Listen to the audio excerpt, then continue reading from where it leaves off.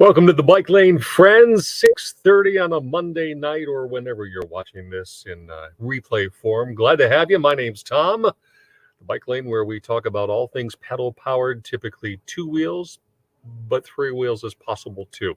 I've never ridden I've ridden a tricycle when I was a kid, but the three-wheel bikes that exist now, I've never ridden one. Like a recumbent, I would try that. I'd try it. And I might never do it again. But anyway, pedal powered. How's your riding going? Did you get to ride in the last week? Actually, it's been 2 weeks since we were here. We were kind of supplanted by mayoral debate stuff a week ago. So 2 weeks since we last did this. Hope you've had a chance to ride. My rib that the doctor said did not show it to be broken. It's broken. Still uncomfortable. So I'm still stuck with the Peloton. And riding that instead. Not ready to go out on the road just yet. Anyway, glad to have you here. Let me know what you're doing, what you're riding. Let me put this stuff up here. You know how to get a hold of me. Send me an email. Hit me up on Facebook. Hit me up on X, formerly known as Twitter. And let me know what you think, whether it's this topic or any other topic, something you think ought to be covered. So with that in mind, let's talk about today's topic. Today's topic is the future of bike share in Houston. A few weeks ago, we talked about how the BCycle program in Houston was going to see its last days because they pretty much run out of money. The nonprofit organization that runs that, it's called Bike Houston. No, I'm sorry. Yes. Anyway, sorry.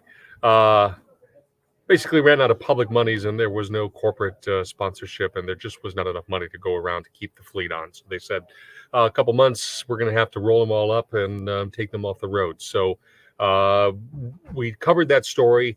And there were been a lot of developments that we covered as well. So let's go back to where it all started, just to remind you, just kind of the topic at hand. So we started with this story.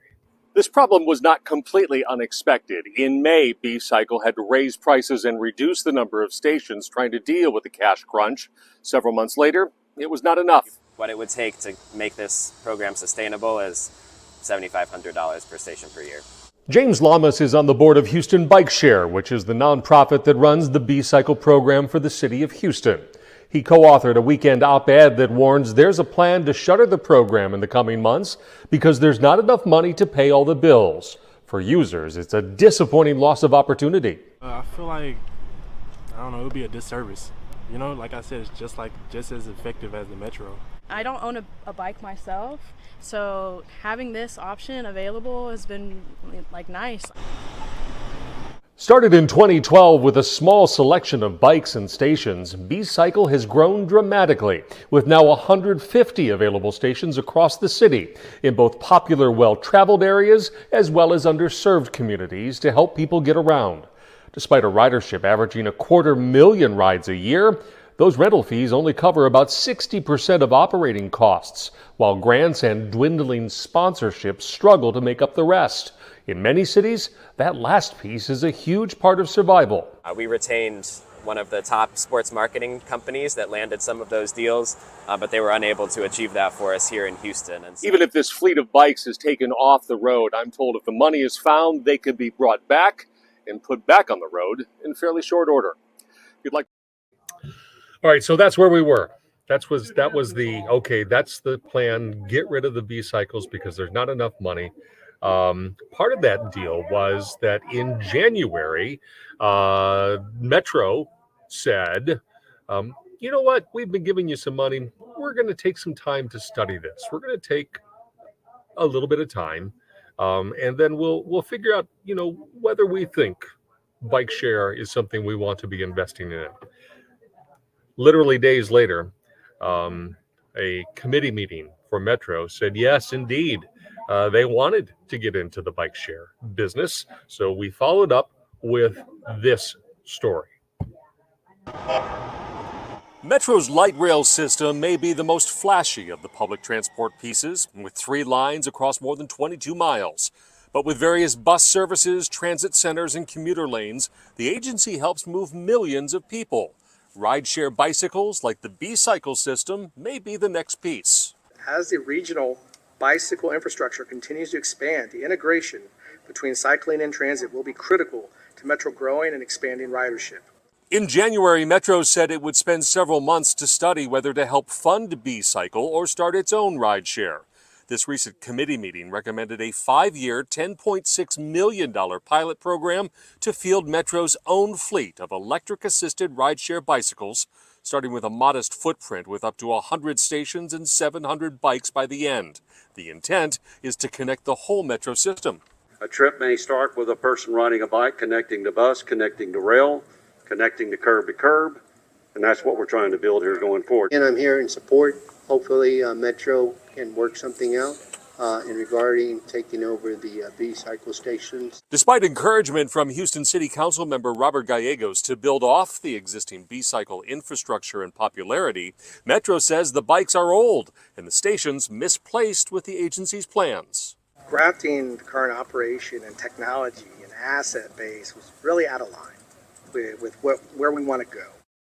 A yes vote from Metro could have those new bikes on the road in 6 months. Meantime, the nonprofit organization that runs Houston BCycle tells me they have always wanted these bicycles to be a part of public transit, and they encourage Metro's involvement. In 2020, the Austin BCycle program merged with Capital Metro to integrate the bike share and public transit there. Houston Metro, though, seems intent on riding alone. There you are. BCycle said not enough money, we got to roll up shop. Metro literally days later says, you know what? We like the idea of BCycle. Not the way you were doing it before. We got a better plan. Got better bikes, different bikes. We're going to put them in different places and we're going to tie them all up into Metro and we're going to spend $10 million over 5 years doing it.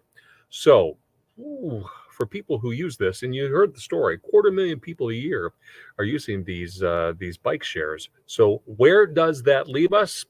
You're in luck. I had this conversation with Joe Catrufo, one of our favorites here on the Bike Lane. Take a look. Joe Catrufo is the executive director of Bike Houston. He is a bike advocate, as the name suggests. Joe, thanks very much for being here. I appreciate it. Always a pleasure, Tom. Thanks for having me. Absolutely. So we exchanged messages over the last couple of weeks as the whole bike share saga evolved, and then there have been developments as well. So let's start with BCycle and Houston Bike Share, the nonprofit that administers that for the city of Houston. Encapsulating here, essentially said we run out of money and we can't continue, so they had a plan to kind of shut it down and put those bikes in storage. How did they get there? I don't want to speak for Houston Bike Share, but I think the story goes, this is a system that's been around for about 11 years, I believe, and over the course of that time, they were able to grow the system pretty substantially. To a point where they hit a maximum of 153 stations in the city. That's a number of stations that requires a lot of money to maintain. And bike share, like any form of transportation, requires some level of subsidy, be it from a government entity or from a corporate sponsor. Unlike bike share systems across the country, a good example would be Blue Bikes in Boston, which is subsidized or underwritten by Blue Cross Blue Shield. Our local BCycle system did not have a named corporate sponsor to help it cover its day-to-day costs. Mm-hmm. So as you note, there are a lot of these BCycle programs. I believe it's owned by Trek. They have the kind of the BCycle name, and then they partner with municipalities around the country here. Houston is not the first nor the only urban area to struggle with this. You were telling me, was it Minneapolis that recently had to shut theirs down? Mm-hmm. Yeah, I believe in March, Minneapolis shut down the Nice Ride program, which coincidentally is in a city where, well, Minneapolis is considered one of the most bike-friendly cities in America. Mhm. And when their bike share system shut down, it's not because nobody's riding bikes. Yet when BCycle publishes an op-ed saying, hey, we have to shut down, we're running out of cash, everyone seems to think, oh, well, it's because nobody rides bikes in Houston. They don't have the ridership to maintain the system. No bike share system has the ridership to cover the costs of operating a bike share system with user fees alone. The same way our highways are not covered by the gas tax, same way our local roads are not covered by the gas tax. We have subsidies for transportation systems. Metro itself, trams and buses don't run on user fees alone. They have a subsidy. If bike share is to be a legitimate form of transportation, and it is, it requires some level of subsidy. I don't want to gloss over that at all. Talking to James Lamas from Houston Bike Share for my original report, we had a conversation about that as well, and we texted back and forth. The community needs to decide whether or not it wants to make the commitment to put public monies into this element of transportation as a piece, goes the argument, of a wide variety of transportation options: roads, tolls, buses, light rail, bicycles. Houston is a big, diverse, dynamic city. We have a lot of different options when it comes to food, for example. We have a lot of different options when it comes to housing. You can live in an apartment building, you can live in a townhouse, you can live in a single family house. Yet when it comes to transportation, there are some Houstonians who are of the mind that there is one option for transportation: get yourself a car and drive it. Which is sort of weird because in most of the major cities around the world, and Houston is a major world city, you've got transportation options. We should have the ability to get around using transit. We should have the ability to get around on foot or by bike. If everybody who used transit or walked or biked for their day-to-day needs all of a sudden got in a car, we'd see worse congestion. So options are an important part of helping people get around. Having options is an important part of quality of life. I know for me personally, and for a lot of people I know, my quality of life would go down dramatically if I were no longer able to use a bike for my day-to-day transportation needs. Mhm. For example, if you were to tear out the Austin Street bike lane, for example, I wouldn't be able to do what I did yesterday, which was take the Bike Houston cargo trike to downtown, hand it off to a volunteer who was taking it to an event, and then walk over to the Red Line and get home. It's a multimodal city. Some of our leaders or prospective leaders may not realize that, but it is. It's working for people, and we need more options. So if you hear my dog sneezing in the background, I apologize, whether it's you or anybody else. I think he's all right. He's got allergies apparently. So as part of this story, in January, Houston Metro, who was a contributor to BCycle, and I'm again paraphrasing, essentially said, we're going to spend some time deciding whether this is a good use of our money or whether we might like to pursue something different. And indeed, they have announced that they're going to pursue something different. I watched their presentation from the committee that put all of this together, and that committee said, yeah, let's put it to the board. They wanted a bike share. They want it connected to transit. They are not particularly interested in what already exists and what people already know for those 11 years in BCycle. Why? Do you think? First, I tip my hat to the Metro board, who unanimously voted to spend, I think, $10 million on bike share Over 5 years. Yeah. Yeah. I mean, that's pretty remarkable that here in a city where, quote unquote, nobody bikes, our public transit provider is saying we need to invest $10 million in bike share, and we're going to connect it to the transit system, and it's going to be a first and last mile solution for people who want to connect to the green line, purple line, red line, boost bus routes, whatever you use to get. That's a really big deal. That speaks volumes of where Houston is at in terms of becoming a more multimodal city. You also look at the city council, which voted the day before to allocate $500,000 plus some money from, I believe it's council members Cayman and Gallegos, who want to plug in some of their own council district service funds into bike share stations operated by BCycle. We're at sort of an inflection point right now, I think, because all this bike share news is happening at the same time, about the city that we want to be. And, coincidentally, we've got a mayor's race coming up too, right as these conversations around bike share and the usefulness of bike share are happening. And for us, this is one of those moments where we need to reiterate that riding a bike in Houston is not a fringe activity. There may be parts of the city where fewer people ride bikes, or where bicyclists are not as visible because Right. maybe they ride late at night. Maybe they have no other choice but to ride along feeder roads and other busy arterials because they're riding to jobs at restaurants and they get off work at 1 a.m. and we don't see them as much. Mhm. Anyway, I say this to say we are becoming a more and more multimodal city, and these investments speak volumes about that. So the you note that that city council voted to put about $500,000 into keeping BCycle on the road for the next year-ish as a bridge. Well, it will act as a bridge. I don't know that city council said let's bridge to what the county's doing with what Metro's doing, but it will work that way. And Metro says, we like this idea, but we want something that is largely different, with a different provider, different types of bikes, and all interconnected to everything else that Metro already does. Listening to their presentation, Metro's, there was a very pointed.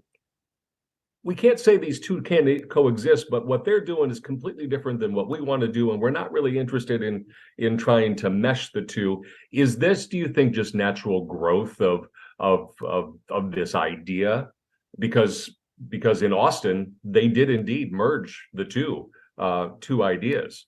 So this is kind of a different model. Yeah, I mean, so the hardware and software of Metro's system will be incompatible with the hardware and software in the current BCycle system. That's pretty well known at this point. There are a few different bike share providers in this country and around the world. The option that Metro has chosen is a company called PBSC, which is based in Quebec. PBSC equipment and technology is what's used by the biggest and longest tenured bike share systems in North America. Okay. So City Bike in New York, the system in Boston that I mentioned, Blue Bikes, BCycle in Montreal, which is the longest running bike share system in North America, and then other major systems like Chicago's and Washington, D.C.'s bike share systems. Their equipment is head and shoulders above what BCycle offers, and that's not a knock against BCycle. PBSC has been in this game for a long time, and they've attracted the patronage of the major cities across this country. It's again not compatible, but I think you'll see riders pretty happy with the experience. The docks are going to be also charging stations for all electric bikes, so every bike in the fleet that Metro puts out will be electric. The downside here is that what Metro is proposing is 20 stations to start, and that's not going to cover a very big area. That's maybe downtown, maybe a little bit of midtown, a little bit of east downtown. I'm not sure where they intend to put the stations, but I would expect it's somewhat close to the rapid transit lines that we have. But this is really important. Even though the equipment will change, the vehicles will change, the users will be largely the same people. And of course, I think we'll attract a lot more people once this new system of all e-bikes, these brand new e-bikes, is up and running. I think you will see more people saying, oh, well, now that we have these new bikes and maybe they're in more convenient locations, you'll see new riders. But the people who are using bike share today are very much the people who will be using bike share tomorrow. So that investment, that bridge from BCycle over to Metro Bike, or whatever we're going to call it, that's a really important investment, because we don't want to lose the ridership that BCycle has today, because that again is the ridership that Metro Bike will have tomorrow. I'm calling it Metro Bike. I don't know if that's what it's going to be called, but that's not a bad name. You can offer that name to them free of charge. And I mean, when I testified at Metro's board meeting last week, somebody from the board said to me, would your organization be willing to help us find a corporate underwriter for this system? I think, of course, we would. We want to see longevity. We want to see the system last. And if Metro is not able to be the sole underwriter of the system, I don't know if that's in their plans, then by all means, we want to see not just longevity, but also the growth of this system. So if a corporate underwriter, I don't know if there's maybe some energy company out there who wants to invest in e-bike mobility, this would be a great opportunity for them, and it would be really good for us, because more stations means more people riding bikes. The future will hold with that and tell that story. Before I let you go, you alluded to this as well, and I warned you in advance that I would ask this. We are in the midst of a mayoral race in the city of Houston. You had a forum where many of the candidates were very receptive to the ideas of bicycles. There was one last week where many of those same candidates were not so receptive. In fact, there was a degree of animosity, seemingly, reading about the comments about bike lanes in general and making accommodations for cyclists. What cause for concern is there in that? There's this idea that bike lanes are controversial somehow. Mm-hmm. I don't see it that way. I think people being killed in traffic is controversial. I think the number of air quality alert days we have is controversial. I think the rate at which people drive, both in terms of frequency and speeds, is controversial. We are a world city where people demand and need transportation options. That there are mayoral candidates who seem to think that, one of those many options, which is already serving lots and lots of people, maybe not as many as the highways serve, but that one of those transportation options should be singled out and spoken of as not only necessary, but extra or unnecessary, is a little disheartening given how far we've come in the last nearly 8 years under the Turner administration. So we've got our work cut out for us with the next mayor. We need to make sure that we don't, pardon the pun, but backpedal on all the progress we've made so far. A lot of the work that Bike Houston does and that other organizations like ours around the country do is education. And that's not, really educating individuals, but educating decision makers so that they can understand that there's data to back up all the work that's been done toward a more multimodal city, so that they can understand that bikes aren't just, they're not just something people use for fun. They're something that people use to get to work. There's an economic argument for bikes. There's, of course, an environmental argument for bikes. And I think until our leaders understand that, it's easy to sort of say, oh, the bike lanes, they weren't rolled out right. They're not safe. They're ugly, whatever. I think until you really talk with people who rely on them, it's hard to understand how crucial they are for people's everyday lives. I'll leave it at that. Joe Catrufo, Executive Director of Bike Houston, I always appreciate your wisdom. I always appreciate the conversation. And as this continues to evolve and develop, we will stay in touch as well. Joe, thank you very much. Always great to be here with you, Tom. Thank you. Absolutely.